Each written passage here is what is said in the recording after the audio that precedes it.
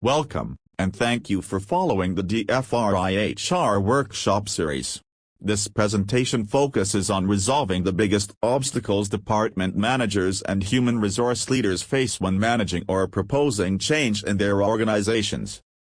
Spelling out the realm of the change process is vast and extend way beyond the scope of this presentation. However, these are some key points that every manager need to understand about the process. As much as change is constant and inevitable, people don't like change. Chances are, unless there is a major reason for this to take place, it will never be initiated. Some of these factors are often forced upon organizations to accept or crumble.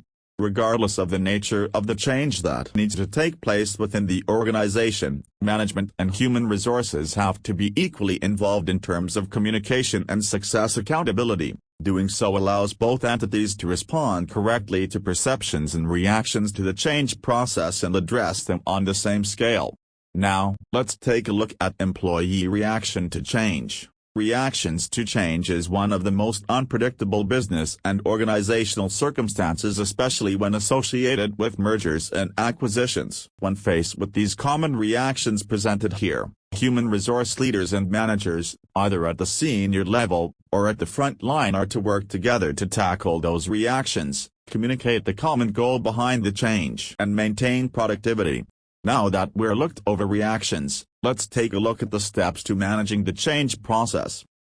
The biggest distractor to leading change in organizations is one where senior leaders do not directly support the proposed change. Human resources and frontline managers alone are not equipped to take on such processes and require the involvement of senior leaders. In order for HR and line managers to relay accurate communication to employees regarding change, they have to be well informed by senior management, understand where the changes to take the organization and individual careers. As unpredictable and as rigid reactions may be, motivation and reinforcement serve to keep everyone focused on the initial reason for the proposed change in business vision to be accomplished. In order for this process to be effective, the invisible wall between HR and management have to be addressed.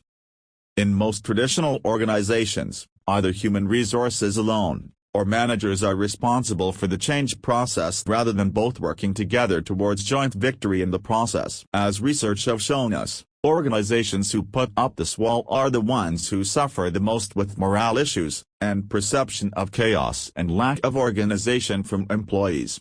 Let's take a look at the pivotal point in breaking that barrier. When both management and human resource leaders work together, this opts for collaboration and engagement from employees.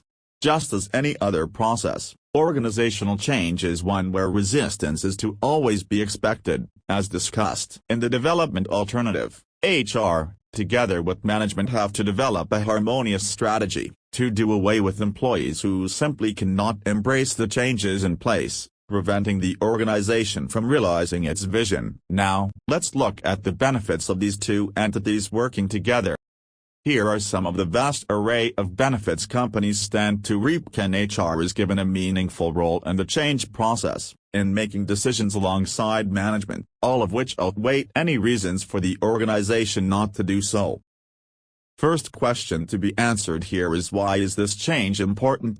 If you are the only HR manager or district leader who understands why a different process needs to be adopted and can't clearly articulate that to higher management in order to gain their consensus, it will not take place. To gain senior leaders' support, the change in question cannot be one that benefits personal gain or short-term concerns.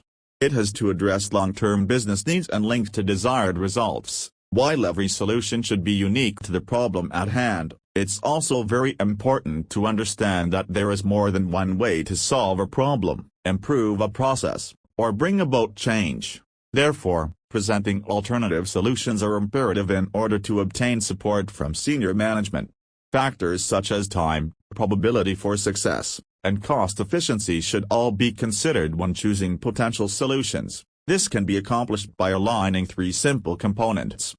Many managers are aware of problems that can save organizations billions of dollars. Unfortunately, their suggestions don't ever make it to senior management because they lack the ability to clearly state a problem in a manner that speaks value. Make it worth listening to, and pursue resolutions for. The key here is to understand the business and processes being affected, and how resolving the identified problem will yield better success results for a particular business unit, or the organization as a whole. At this level, managers also have to understand that strategic problem solving always requires more than one solution to a stated problem. 2 to 3 alternatives for senior managers to choose from are ideal. Each possible solution should be presented with pros and cons on the given approaches. Next, convincing senior management that a problem exists is no easy task. Data findings and cost requirements are extremely important here. If the cost and time requirement conflict with budget and other pressing matters, it will be nearly impossible to obtain approval. Clearly identifying success and results factors are also critical here to see how exactly they align with business needs. Here, it's normal for senior management to inquire about proposed changes and their potential for success. At this stage, all areas should be covered and outlined to show how they will affect the success of the company, how resources will be used. They will want to know how they have worked before in other organizations, when to expect results, the measures of success, who will be responsible for the project, the go-to person, etc. Keep in mind, involving anyone else outside of the organization is ground for increasing the cost of the project. In such instances, be ready to explain how they will benefit the project, and how not using their expertise will be detrimental in terms of cost, knowledge, and time constraints.